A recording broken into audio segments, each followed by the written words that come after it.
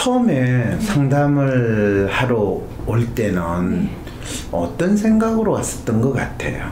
처음에는 진로 상담이었고 제가 어떤 포지션으로 어떻게 방향을 잡아야 일이 잘 될까요? 라는 수준의 질문이었던 것 같아요. 구체적으로 제가 어떤 일을 선택해서 어떻게 추구해서 어떻게 노력해 가면 된다라는 팁을 얻을 수 있을 거라고. 그렇죠. 어떤 분야에 뭐 어떤 일을 하면 또는 어떤 직장에 가기만 하면 자기 문제가 다 해결되고 내 진로가 분명해질 거고 어느 정도의 생계를 유지할 수 있는 돈을 벌 수 있을 거다. 그렇게 생각을 했던 거죠. 그죠? 네. 그런데 그게 실제로 어떤 이야기를 듣게 된 거예요? 무엇을 선택하고 안 하고의 문제가 아니라 다른 사람, 일반적인 사람들과 공유할 만한 가치가 있는 수준으로, 전문적인 수준으로 끝까지 밀어붙여 본 적이 별로 없다라는 걸 알게 된 거예요. 어휴, 진짜 훌륭해요. 본인이 A든 B든 C든 어떤 직업을 찾는가의 문제가 아니라 뭐를 하든지 간에 그거를 다른 사람들한테 가치가 되는 또는 의미가 있는 수준으로 내가 그거를 피하지 않고 할 수 있을까요? 또는 해야겠네요. 네. 이 답이 나오게 되네요. 네. 그 전문적인 수준에 이르러야 한다는 생각도 별로 하지 않았고 그 전문적인 수준이라는 게 어떤 것인지에 대해서 구체적으로 고민을 해보지 않았다는 거. 재밌잖아요. 본인이 대학원까지 다녔는데 그런 거를 생각도 해보지 않았다는 거는 대학도 졸업하고 대학원까지 다녔는데 그 말이 돼요? 그게 재밌었던 지점이요. 제가 그 일들을 할 때 그 관계 중심적으로 사고를 했다고 해야 되나, 아무튼 주변에 보이는 사람들에게 어필 될 수 있는 방향으로 열심히 책을 보고 글을 열심히 쓰면 된다라고 생각했지. 정확하게 잘 이해하셨네요. 프로페셔널한 수준의 일이라는 거는 나와 관계 있는 사람들이 언급하거나 지지하거나 인정해주는 수준이 아니라 내하고 아무 관련이 없는 사람들이 내가 한 일 자체의 가치를 인정해줄 수 있고 또 그거를 기꺼이 나름대로 본인이 그거를 뭐 비용을 지불해서라도 수용하겠다라고 하는 게 바로 프로페셔널한 수준의 일이거든요. 네, 그리고 말씀하시니까 생각이 났던 게 제가 평론글에 대해서는 무슨 서브컬처처럼 아는 사람들만 인정하면 돼라는 생각을 되게 많이 했다는 게 기억이 났고요. 그렇죠. 그건 아마추어리즘의 아주 전형적인 태도거든요. 창작글의 경우에는 전 분명히 제 의식 속에서는 노력해왔다. 뭔가 많이 쓰려고 했고 썼다라고 생각했는데 곰곰이 돌이켜보니까 창작글 쪽에서는 더 실행을 한 게 더 없더라고요. 근데 나는 왜 해왔다라고 생각했지라고 물어보니까 그냥 글이니까 라고 약간 퉁쳐서 시도 썼고 소설도 썼고 동화도 썼으니까 그리고 평론글 같은 것도 쓰니까 이게 하나 이 전체가 그냥 저한테는 전체로 그냥 글 이렇게 와닿아 버렸던 거예요. 그래서 저는 항상 글을 더 잘 써야 해 라는 생각을 하고 살았고 그걸 위해서 책을 읽었고 노력했고 막 다른 예술 장르에도 관심을 가졌고 했기 때문에 이 모든 게 노력이라고 생각했기 때문에 실제로 구체적으로 성과라고 할 만한 걸 창작글에서 많이 하지 않았다는 것조차 인지하지 못했다는 걸 한 일주일 사이 동안 생각하면서 알게 됩니다. 어휴, 훌륭해요. 본인이 십몇 년 동안, 십몇 년이 뭐예요? 거의 한 20년 동안 얼마나 반복적으로 계속 회피하고 도피하는 과정 속에서 자기를 나름대로 합리화하는 생각이 모였다라는 거를 파악을 하셨네요. 와, 그렇게 파악이 되니까 이제 어떤 생각이 들었어요? 바뀌어 있는 것 같아요. 그래서 그 불안 자체는 느끼지 않죠, 그죠? 네. 이전에 느끼는 불안보다는 훨씬 마음은 안정됐죠, 그죠? 네. 그러면 전에 비해서 에너지 수준은 에너지가 더 떨어져가지고 더 무기력한 느낌이 들어요? 아니면 어느 쪽이에요? 더 떨어진 것 같진 않아요. 그렇죠. 네. 자, 그 상태가 되면 이제 그거를 자기 문제를 자기가 직면하게 되는 시점이다라고 이야기를 해요. 네. 더 이상 떨어질 데가 없는 감정입니다. 아 그래요? 오 훌륭해요. 그 감정 필요해요. 한 번에 더 이상 떨어질 데가 없다라는 그걸 생생하게 느끼기는 참 힘들어요. 사실은 나를 찾아왔을 때는 더 이상 내가 도망갈 수 없다, 이제 마지막이다라는 심정으로 찾아온 거는 아는데 그래도 여전히 마지막까지 안 가보셨거든요 라는 상황으로 해서 상담이 끝나고 나서 마지막이라는 게 어떤 건지를 느끼셔야 되기 때문에 두 번째 상담에 온 거고요. 전에는 사실 본인이 문제가 뭔지조차도 어쩌면 모르거나 그거 자체를 문제라고 생각하는 것조차도 부정을 했던 경우였어요. 근데 지금은 이제 문제가 뭔지는 그래도 어느 정도 느낌이 이제 오죠, 그죠? 내가 글을 썼다고 하지만 그거는 사실 그냥 그때그때 주위 사람들한테 보여주려고 하고 그 사람들이 원하는 거를 그냥 내가 대충 맞춰주려고 했는 거지 진정으로 글 쓴 건 아닌 것 같아. 그걸 코스프레라고 내가 많이 하죠.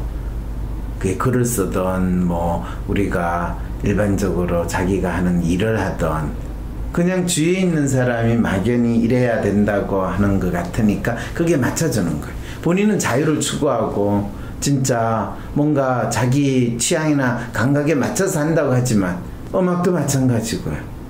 뭐 미술하는 사람은 미술도 마찬가지, 디자인하는 사람도 마찬가지고, 본인과 같이 M자형의 아이디얼리스트 성향 조금 더 높고 컬처가 높은 사람들이 아주 전형적으로 보이는, 반복적으로 보이는, 어떤 사람은 그런 행동을 10년 동안, 5년 동안 하는 사람이 있고 10년 동안 하는 사람이 있고 20년 동안 하는 사람이 있어.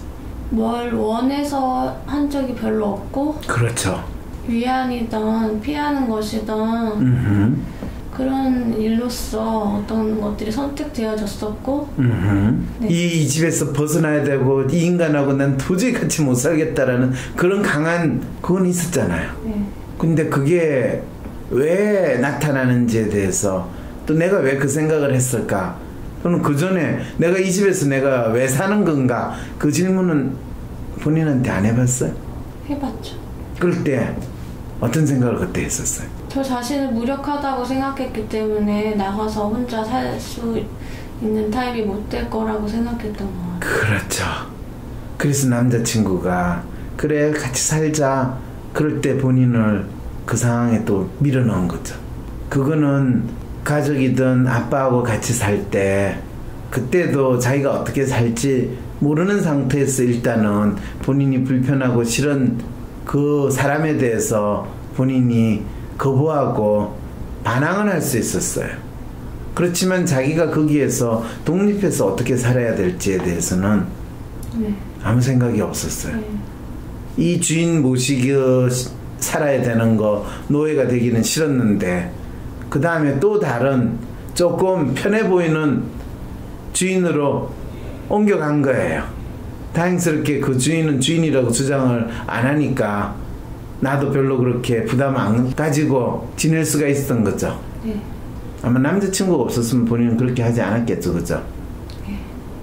그런 측면에서 보면 남자친구는 도와준 건가요? 아니면 본인이 지금 이 상황을 만든데 서로 공모를 한 건가요? 서로 공모를 한 거겠죠. 그렇죠. 내가 남자친구를 비난하거나 하는 이야기는 아니에요. 남자친구도 혼자 사는 데 있어서 뭐 같이 공부할 수 있는 사람이 있으면 나쁘지는 않으니까. 그래서 본인에게 있어 남자친구는 본인의 삶을 서로 도망가고 회피하는 데 있어 서로 비슷한 패턴을 보여주는 공모자의 역할을 그대로 해줬다는 거죠. 그렇게 생각하니까 남자친구가 그렇게 지내는 게 이제 이해가 되세요? 네. 처음에 상담할 때 마치 본인 때문에 남자친구가 못한다고 본인 스스로 자책했죠. 그래서 그런 얘기 서로 터놓고 하면서 저도 그 최근에서야 우리는 계속 도망쳐서 그냥 같이 지낸 것 같아 라는 말을 했던 것 같아요. 맞아요.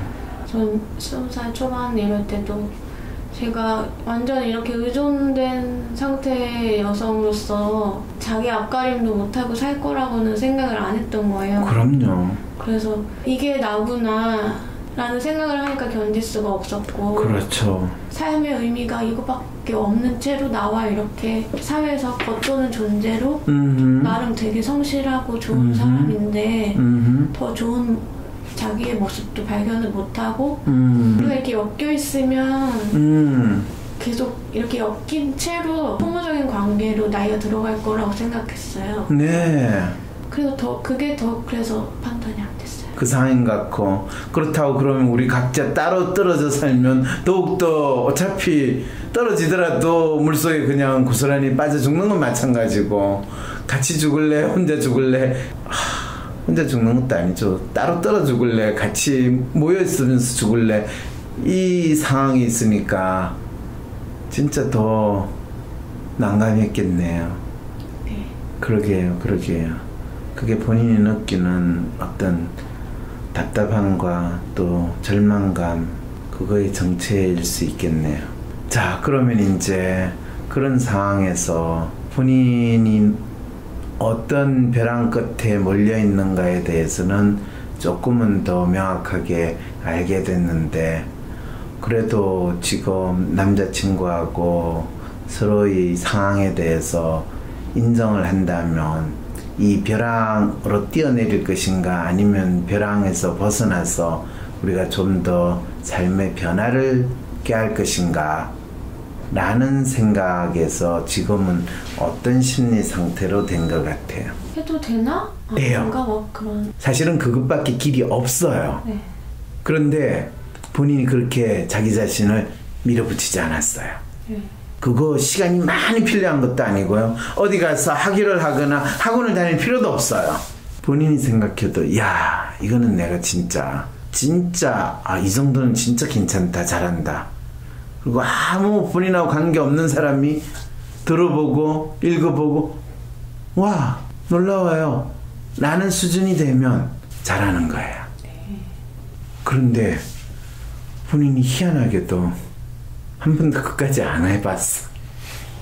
네, 그게 답답한 게 또 한 1, 2년 사이에 저를 생각을 해보면요. 그러니까 아까 말씀드린 평론글이 아닌 다른 창작 문학글을 내가 왜 했다라고 착각을 했는지가 이것도 보이는 게, 그걸 왜 못 밀어붙였어 하면 또 나이 생각을 엄청 했어요. 그래서 혹시 내가 이제 와서 좋아하는 걸 열심히 한다는 게 혹시 뜬구름 잡는 건가?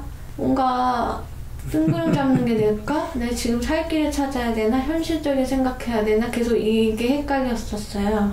예. 그 결단이 안 내려지는 거죠. 그 모든 생각이 다 전혀 쓸데없는 생각이었죠. 네. 어차피 하지도 않을 거고, 그게 어떤 영역이든 어떤 분야든 사실은 일어나지 않을 일이었거든. 본인이 하지 않는 한. 네. 기껏 어느 시기에는 야 이게 아니야 정신을 차리고 다르게 해야 되라고 생각했다가도 이제 뛰어내리는 게 무서우니까 그렇죠.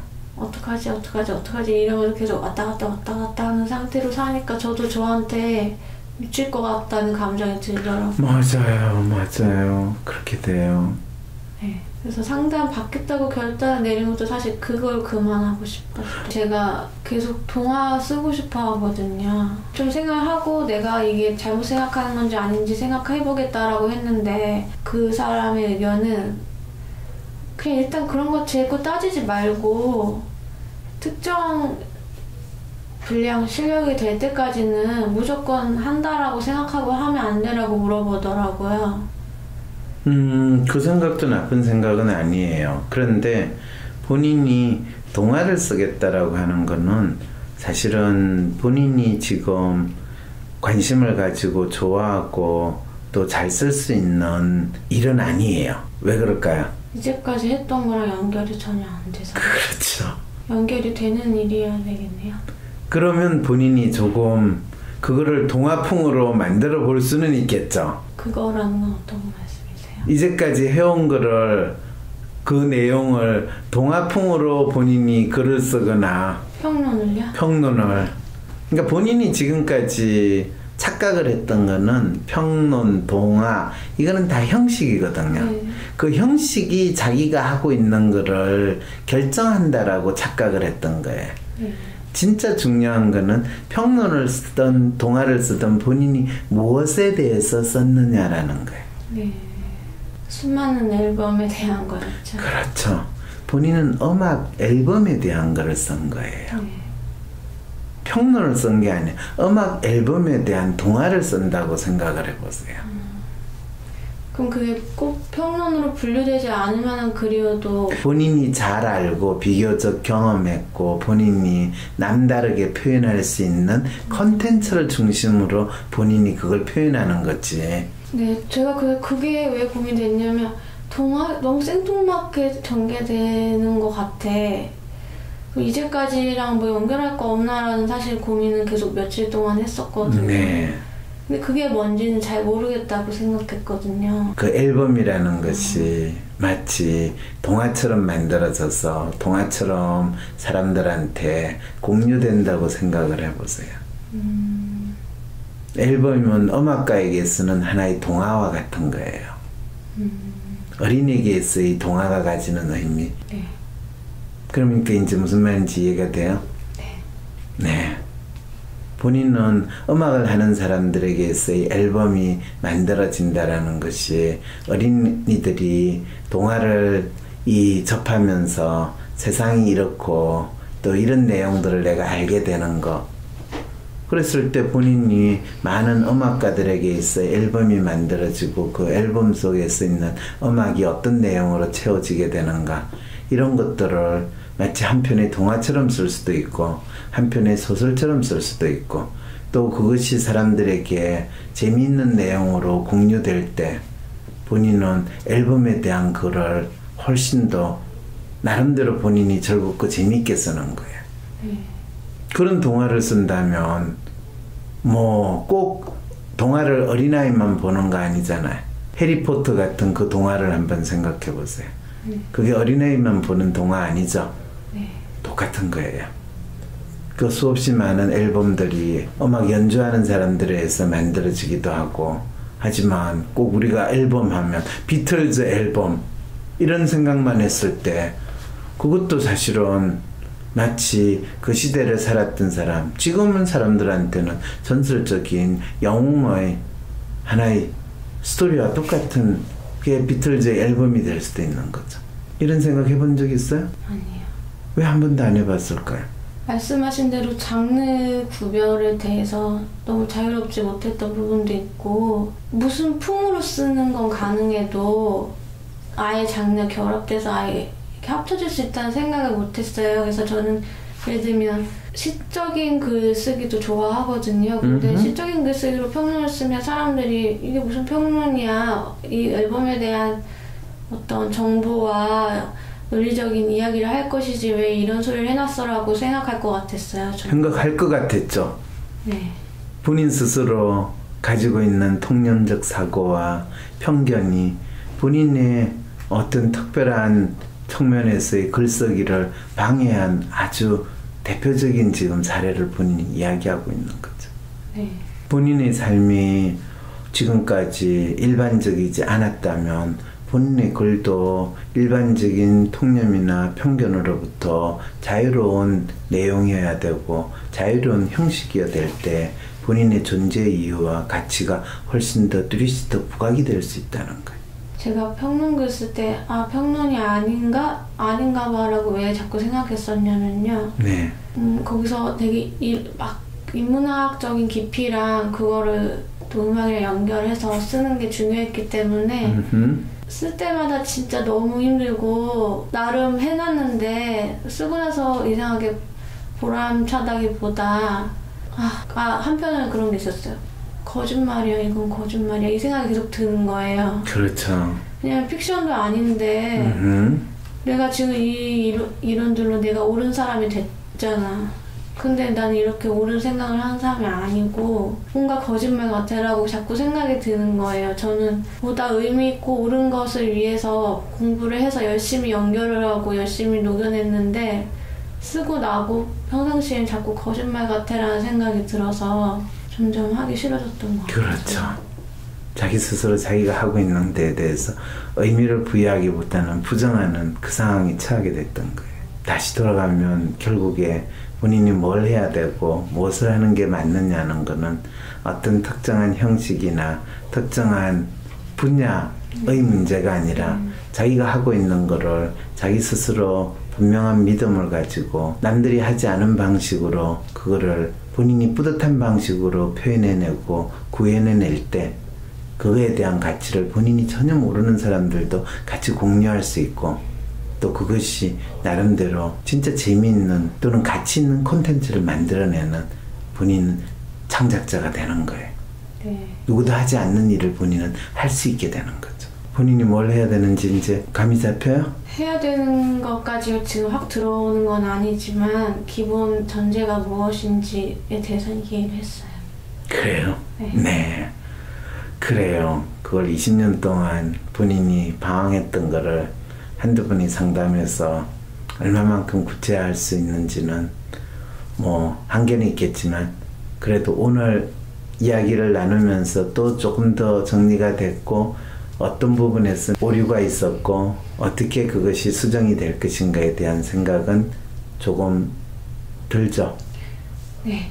그리고 약간 희한하다고 생각이 되는 게 그 장르 구별 같은 거에 왜 얽매였어라고 생각할 때 이상한 사람으로 보이면 안 되니까라는 건 저한테 되게 뿌리 깊이 있다는 것도 사실 지난 일주일 동안 알았거든요. 그렇죠. 이미 이상한데 맞아요. 이상한 사람으로 보이면 안 돼. 이미 있는 규범 내에서 잘하는 사람이 돼야 되라고 그렇죠. 생각했거든요. 근데 전에 박사님 방송 몇 편 저랑 성향 비슷한 사람들 본다던가 할 때 제가 그렇다고까지는 생각을 별로 못했어요. 네, 그렇게 생각하면 본인이 너무 싫어질 것 같고 진짜는 나쁜 사람처럼 될 것 같은 생각까지 또 드니까요. 나는 안 되지. 약간 난 이상하면 안 돼. 그러게요. 나를 지지하고 응원한다는 인간들의 심리가 다 그런 것 같아가지고 내가 항상 속으로 저게 뭘까? 그런 생각도 가질 때가 있어요. 네. 그게 너무 희한한 것 같아요. 그렇죠. 제가 그것 때문에 행동 반경이 굉장히 좁아지고 그럼요. 그러니까 계속 또 분노는 쌓여 있는데 그럼요. 해소 방법도 모르고 맞아요. 그리고 자기 학대적인 행동을 할 수밖에 없고요. 네. 그러니까 더 피하게 됐던 것 같아요. 사람들도. 맞아요. 이제 많은 부분이 이해가 되시죠? 네. 네. 오늘은 이 정도까지 하고요. 지난번보다는 덜 멘붕이죠? 네. 그래요. 네, 수고하셨어요. 반얀트리 호텔과 미슐랭 3스타 레스토랑에서 사용하는 죽장면 댁에서 만나보실 수 있습니다.